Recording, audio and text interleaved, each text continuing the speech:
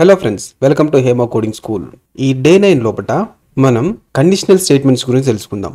ఈ కండిషనల్ స్టేట్మెంట్స్లో if statement, else statement, else if statement, switch వీటి గురించి మనం డిస్కస్ చేయబోతున్నాం. ఈ కండిషనల్ స్టేట్మెంట్ని నేను రియల్ టైంలో ఫేస్ చేసిన ఒక చిన్న సిచ్యువేషన్స్తోని కంపేర్ చేసి చెప్తాను. నేను రీసెంట్గా హైదరాబాద్లో స్టే కోసం బ్యాచిలర్ రూమ్ని సెర్చ్ చేశాను. రూమ్ సెర్చ్ చేస్తుంటే చాలా రూమ్స్ దొరికాయి. అందులో అందరూ ఫ్యామిలీకి అయితే ఇస్తాం, బ్యాచిలర్కి అయితే ఇవ్వమని చెప్పేస్తున్నారు. సో ఆ విధంగా రూమ్ కోసం ఒక 2 అవర్స్ వెతగ్గా ఫైనల్గా ఒక బ్యాచిలర్ రూమ్ దొరికింది. అది పెంట్ హౌస్. కానీ ఆ పెంట్ హౌస్లో ఉండాలంటే ఆ హౌస్ ఓనరు 1,00,000 కండిషన్స్ పెడుతున్నాడు. ఆ కండిషన్స్ ఏంటంటే 3 months అడ్వాన్స్ ఇవ్వాలి, ఎవ్రీ మంత్ ఫస్ట్ కి పేమెంట్ చేయాలి, గేట్ నేను నైట్ 11 o'clock క్లోజ్ చేస్తాను, రూమ్ లో ఇద్దరికి మించి ఉండకూడదు, వాటర్ బిల్ కరెంట్ బిల్ కట్టుకోవాలి. సో ఈ విధంగా 1,00,000 కండిషన్స్ చెప్తా ఉన్నాడు అనమాట. ఫైనల్ గా ఏ ఆప్షన్ లేక ఆ రూమ్ లోనే ఉండాల్సి వచ్చింది. ఇక్కడ నేను ఈ స్టోరీ ఎందుకు ఎక్స్ప్లెయిన్ చేశానంటే, ఇక్కడ ఈ ఇంటి ఓనర్ వచ్చేసి మనకు కండిషనల్ స్టేట్మెంట్ గా వర్క్ అవుతాడు అనమాట. ఈ ఓనర్ యాక్సెప్ట్ చేస్తేనే నేను ఆ ఇంట్లోకి వెళ్తాను, ఒకరు యాక్సెప్ట్ చేయకపోతే బయటికి వెళ్ళిపోతాను. ఈ కండిషనల్ స్టేట్మెంట్ కూడా అంతే. ఈ కండిషన్ యాక్సెప్ట్ చేస్తే లోపలికి అలౌ చేస్తుంది కోడ్ని, లేదంటే బయటికి వెళ్ళిపోతుంది. సో ఈ కండిషనల్ స్టేట్మెంట్స్ అనేవి డిసిషన్ మేకింగ్ గా వర్క్ అవుతాయి అనమాట. At the same time if condition, else if, switch ఇవి ఎలా వర్క్ చేస్తాయి అనేది స్టెప్ బై స్టెప్ మనం డిస్కస్ చేద్దాం. Let's begin with if statement and L statement. First మనం ఇక్కడ ఇఫ్ అని చెప్పేసి తీసుకుంటాం అనమాట. ఇఫ్ పారెంథసిస్, అందులో కండిషన్ అని పెడతాం. ఈ కండిషన్ అనేది యాక్సెప్ట్ అవుతేనే కోడ్ అనేది మనకి ఎగ్జిక్యూట్ అవుతుంది. ఇఫ్ ఈ కండిషన్ అనేది ట్రూ అవుతేనే మనకు ఈ కోడ్ అనేది ఎగ్జిక్యూట్ అవుతుంది అనమాట. ఒకవేళ కండిషన్ అనేది ట్రూ కాలేదు, అప్పుడు ఎల్స్ లోపలికి వెళ్ళి ఈ ఎల్స్ పార్ట్ లో ఉన్న కోడ్ అనేది ఎగ్జిక్యూట్ అవుతుంది అనమాట. సింపుల్ గా ఏం లేదు, ఒక ఇఫ్ కండిషన్ తీసుకుంటాం, పారెంథసిస్, దాంట్లో కండిషన్ పెడతాం. ఈ కండిషన్ యాక్సెప్ట్ అయితే ఇఫ్ కండిషన్ లో ఉన్న కోడ్ ఎగ్జిక్యూట్ అవుతుంది. ఒకవేళ కండిషన్ ఫాల్స్ అవుతే ఎల్ స్టేట్మెంట్ లో ఉన్న కోడ్ ఎగ్జిక్యూట్ అవుతుంది. దీన్ని మనం VS Code లో ఇంప్లిమెంటేషన్ చేసి చూద్దాం. ఇక్కడ నేను న్యూ ఫైల్ ని క్రియేట్ చేస్తున్నాను, కండిషనల్ స్టేట్మెంట్ .js. ఇక్కడ మీరు చూసినట్లయితే ఇది క్యామెల్ కేస్ అనమాట. ఇది 2 words వస్తుంది కాబట్టి దీంట్లో ఫస్ట్ లెటర్ నేను స్మాల్ తీసుకున్నాను, సెకండ్ వర్డ్ ఎప్పుడైతే స్టార్ట్ అవుతుందో దాన్ని క్యాపిటలైజ్ తీసుకున్నాను. సో ఈ విధంగా మనం క్యామెల్ కేస్ ని తీసుకుంటాం. ఈ కండిషనల్ స్టేట్మెంట్ .js లో ఇక్కడ నేను వార్ వేరియబుల్ తీసుకొని యూజర్ ఏజ్ అని ఒక వేరియబుల్ నేమ్ ఇస్తున్నాను. దీనికి నేను 20 తీసుకుంటున్నాను, 20 నెంబర్ ఇస్తున్నాను. ఇప్పుడు నేను ఇక్కడ ఇఫ్ కండిషన్ తీసుకొని దీంట్లో పారెంథసిస్ ఓపెన్ చేసి కర్లీ బ్రాకెట్ ఓపెన్ చేస్తున్నాను. ఇది స్ట్రక్చర్ ఆఫ్ ఇఫ్ కండిషన్. ఈ పారెంథసిస్ లోపల మనం కండిషన్ ఇస్తాం. ఆ కండిషన్ ఏం తీసుకుంటున్నానంటే user age greater than or equal to 18 అయితేనే ఈ కండిషన్, ఇఫ్ కండిషన్ లోపలికి ఎంట్రీ కావాలి అంటున్నాను. ఈ కండిషన్ ఏదైతే ఉందో ఈ కండిషన్ ట్రూ అవుతేనే ఈ ఇఫ్ కండిషన్ లో ఉన్న కోడ్ ఎగ్జిక్యూట్ కావాలంటున్నాను. దానికోసం నేను console log welcome you can open the website అని చెప్పేసి కన్సోల్ తీసుకుంటున్నాను. ఇప్పుడు ఇక్కడ మనం ఈ కండిషన్ లో చూసినట్లయితే యూజర్ ఏజ్ అనేది 20 greater than equal 18. So condition true అవుతుంది కాబట్టి ఈ కోడ్ ని ఎగ్జిక్యూట్ అవుతుంది. సో దీని యొక్క అవుట్పుట్ ఏందని చూద్దాం. ఇక్కడ నేను టర్మినల్ లోపల నోడ్ కండిషనల్ స్టేట్మెంట్ .js అని చెప్పేసి ఎంటర్ చేస్తున్నాను. ఎంటర్ చేయగానే ఇఫ్ కండిషన్ ఉన్న కోడ్ అనేది ఎగ్జిక్యూట్ అవుతుంది. Welcome you can open the website అని చెప్పేసి వచ్చేసింది. ఒకవేళ యూజర్ ఏజ్ అనేది లెస్ దాన్ 18 ఉంటే ఈ కండిషన్ అనేది ఫాల్స్ అయిపోతుంది. ఫాల్స్ అయిపోయేప్పుడు నెక్స్ట్ ఎల్ స్టేట్మెంట్ లో ఏదైతే ఉందో అది ఎగ్జిక్యూట్ అవుతుంది. ఇక్కడ మనం ఎల్స్ కూడా తీసుకుందాం. ఎల్స్ కర్లీ బ్రాకెట్ ఓపెన్ చేసి ఇందులో నేను sorry you are not old enough to open the website అని చెప్పేసి షో చేయాలి. ఈ ఎల్ స్పాట్ లో ఉన్న కోడ్ ఎగ్జిక్యూట్ చేయడం కోసం ఈ కండిషన్ ఫాల్స్ చేయాలి. సో దానికోసం నేను ఇక్కడ యూజర్ ఏజ్ ని 10 అని చెప్పి తీసుకుంటున్నాను. ఇప్పుడు దీన్ని ఎగ్జిక్యూట్ చేస్తే ఏమొచ్చింది, sorry you are not old enough to open the website అని చెప్పేసి వచ్చేసింది. సో ఈ విధంగా మనం ఇఫ్ అండ్ ఎల్స్ స్టేట్మెంట్ ని యూజ్ చేస్తాం అనమాట. ఇక్కడ ఈ కండిషన్ ట్రూ అవుతేనే ఇది ఎగ్జిక్యూట్ అవుతుంది. ఒకవేళ ఈ కండిషన్ ఫాల్స్ అయిపోయింది అనుకోండి, ఈ ఎల్ స్టేట్మెంట్ లో ఉన్న కండిషన్ ఎగ్జిక్యూట్ అవుతుంది. సమ్ మోర్ అండర్స్టాండింగ్ కోసం నేను ఇంకొక ఇఫ్ కండిషన్ తీసుకొని మీకు ఎక్స్ప్లెయిన్ చేస్తాను. ఇక్కడ ఈ కోడ్ ని కామెంట్ చేస్తున్నాను.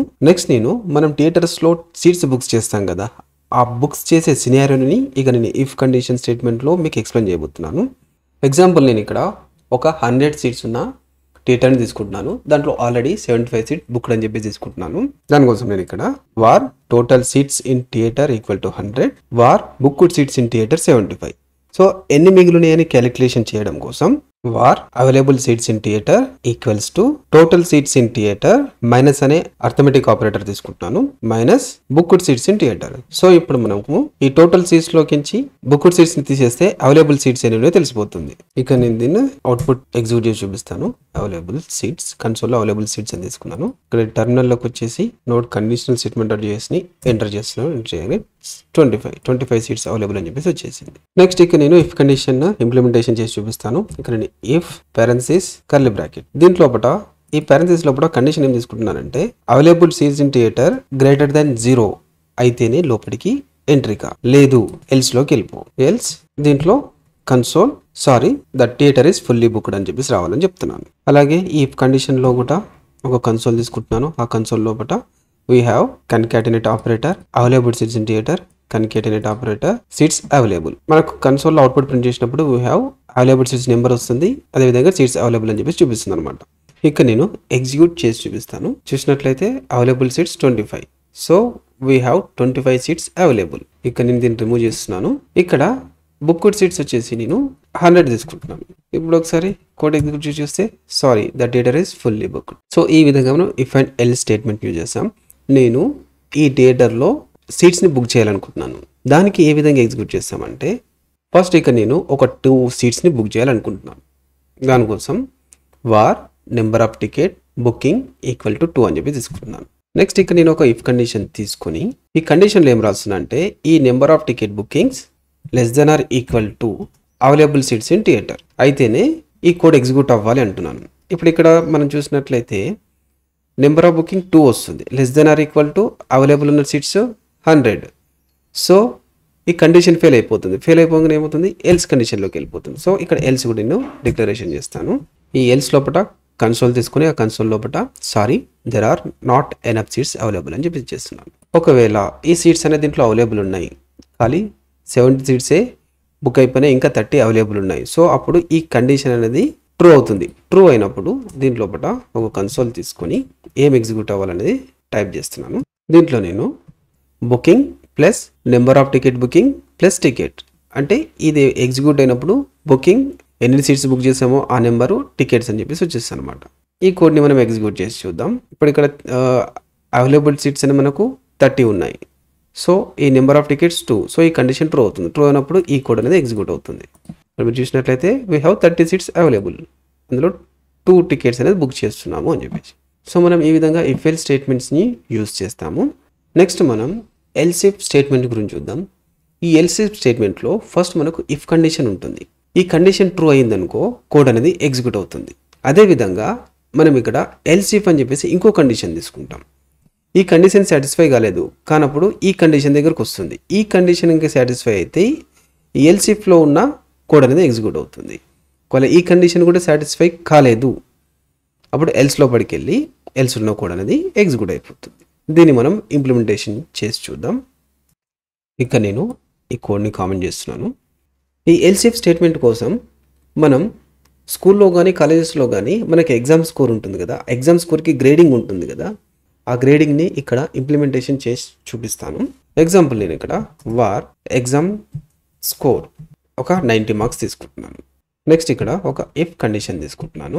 ఈ కండిషన్ లోపల ఏం చెప్తున్నానంటే ఈ ఎగ్జామ్ స్కోర్ అనేది greater than or equal to 90 అయితే గ్రేడ్ ఈక్వల్స్ టు ఏ రావాలి అని చెప్పేసి ఇస్తున్నాను అనమాట. ఈ ఇఫ్ కండిషన్ యొక్క అవుట్పుట్ని ప్రింట్ చేయడం కోసం నేను కన్సోల్ చేసుకుంటున్నాను. ఈ కన్సోల్ లాగ్ లోపల your grade is concatenate symbol, ఇక్కడ ఏ గ్రేడ్ అయితే వస్తుందో ఆ గ్రేడ్ని ఇక్కడ నేను ప్రింట్ చేయమంటున్నాను. ఈ విధంగా నేను టెర్మినల్ ఓపెన్ చేసి కాల్ చేస్తే యువర్ గ్రేడ్ ఈజ్ ఏ అని చెప్పేసి వచ్చింది. ఒకవేళ ఇక్కడ ఈ ఎగ్జామ్ స్కోర్ అనేది 80 వచ్చింది.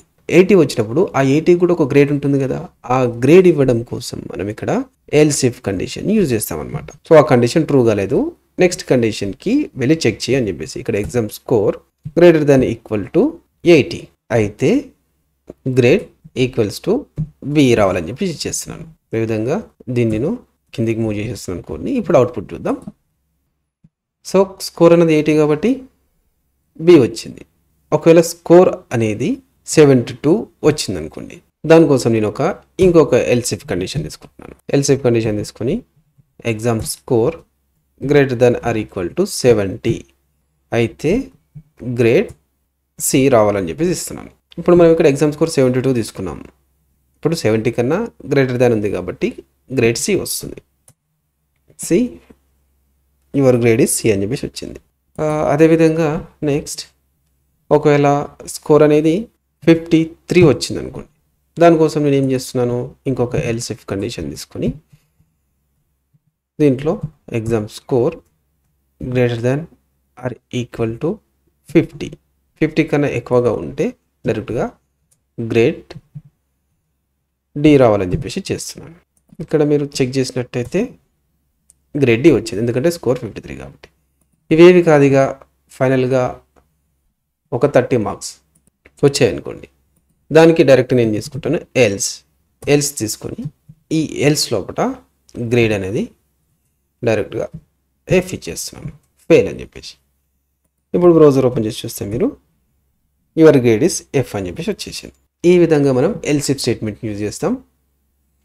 ర్యాండమ్గా ఇంకొక నెంబర్ నేను తీసుకుంటున్నాను. ఇక్కడ ఎగ్జాంపుల్ 45 అని చెప్పేసి తీసుకుంటున్నాను. సో ఇప్పుడు 45 తీసుకుంటే ఏం రావాలి, ఇక్కడ మనకు అవుట్పుట్ గ్రేడ్ ఎఫ్ అనేది రావాలి. సో చేసినట్టే ఎఫ్. సో 50 మార్క్స్ కన్నా ఎన్ని మార్క్స్ తక్కువ వచ్చినా అది గ్రేడ్ ఎఫ్ కిందకి వెళ్ళిపోతుంది. 50 కన్నా ఎన్ని మార్క్స్ ఎక్కువ వచ్చినా కూడా మనకు ఏ కండిషన్ సాటిస్ఫై అయితే ఆ కండిషన్లో గ్రేడ్ అని చూపిస్తుంది. సో ఈ విధంగా మనం ఎల్స్ ఇఫ్ స్టేట్మెంట్ని యూజ్ చేస్తాం. Next switch statement. దీని గురించి నేను ఒక చిన్న ఎగ్జాంపుల్ చెప్తాను.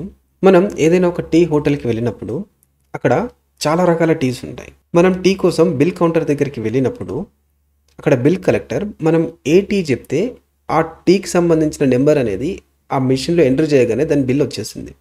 ఎగ్జాంపుల్ నేను జాస్మిన్ టీ అనగానే జాస్మిన్ టీ యొక్క నెంబర్ని తను టైప్ చేయగానే దాని యొక్క బిల్ అనేది వచ్చేస్తుంది అనమాట. సేమ్ అలాగే ఈ స్విచ్ స్టేట్మెంట్ అనేది మనకు వర్క్ అవుతుంది అనమాట. మనం ఏ కేసులో కావాలనుకుంటే ఆ కేసులోకి మనం స్విచ్ అయిపోవచ్చు. ఇట్లా స్విచ్ పారెంథిసిస్ దాంట్లో ఎక్స్ప్రెషన్ తీసుకుంటాం, దాని తర్వాత కేసెస్ తీసుకుంటాం. ఎన్ని కేసెస్ కావాలంటే అన్ని కేసెస్ తీసుకోవచ్చు. ఒకవేళ కేస్ 1 మ్యాచ్ అయింది అంటే ఆ కోడ్ ఎగ్జిక్యూట్ అవుతుంది, దాని తర్వాత బ్రేక్ అయిపోతుంది. తర్వాత కేస్ 2 అనేది మ్యాచ్ అయింది అనుకోండి, కేస్ 2 కోడ్ ఎగ్జిక్యూట్ అవుతుంది, దాని తర్వాత బ్రేక్ అయిపోతుంది. ఇవేవి కాలేవు అంటే డిఫాల్ట్లో ఉన్న కోడ్ అనేది ఎగ్జిక్యూట్ అయిపోతుంది. దీన్ని ఎలా ఇంప్లిమెంటేషన్ చేయాలనేది విఎస్ కోడ్ ఓపెన్ చేసి చూపిస్తాను. ఇక్కడ నేను మనం ఇందాక చెప్పుకున్న ఎగ్జాంపుల్ పైనే కోడ్ రాద్దాం. నేను వార్ టీ ఆర్డర్ అని చెప్పేసి తీసుకుంటున్నాను.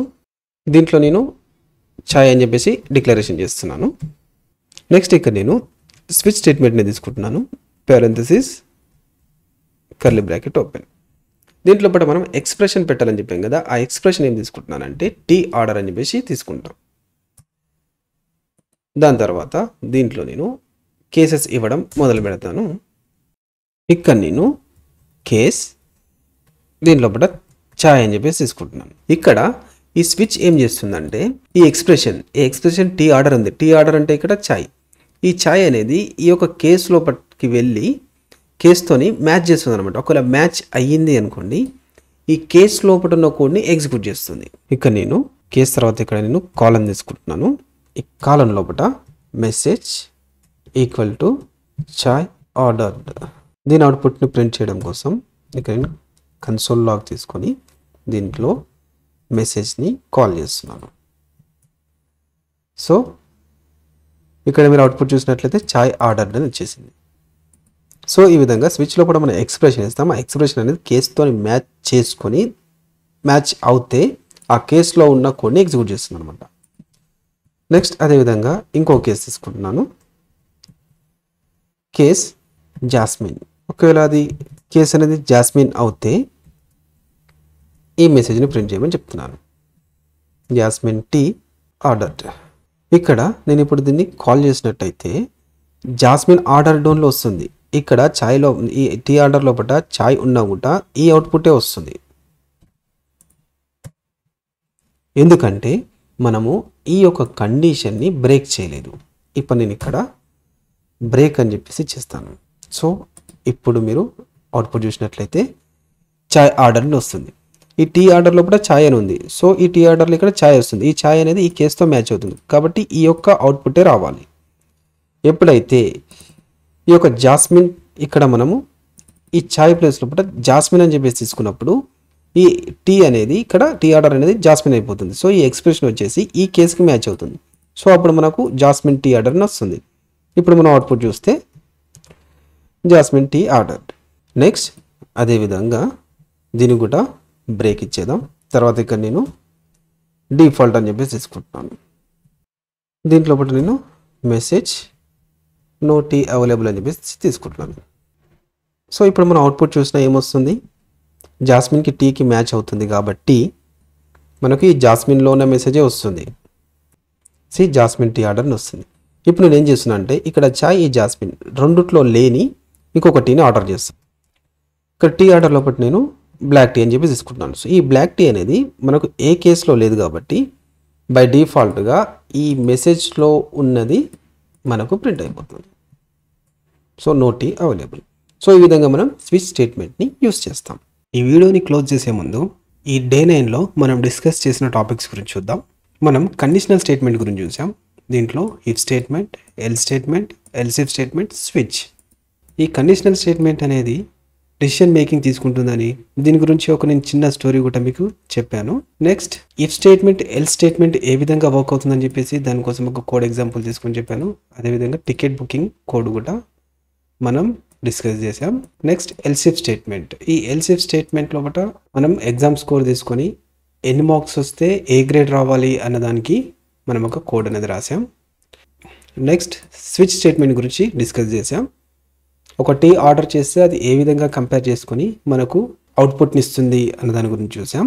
నెక్స్ట్ యాజ్ యూజువల్ నేను మీకు ఒక 3 టాస్క్ ఇస్తున్నాను. ఆ టాస్క్ ఇక్కడ మీరు చూసి ఈ టాస్క్ యొక్క అవుట్పుట్ని నాకు ఇక్కడ కామెంట్లో సెండ్ చేయండి. Next as usual 3 interview questions ఇస్తున్నాను. ఇంటర్వ్యూ క్వశ్చన్స్ యొక్క ఆన్సర్స్ని కూడా నాకు కామెంట్లో ఇక్కడ మీరు సెండ్ చేయండి. Thanks for watching. Keep learning.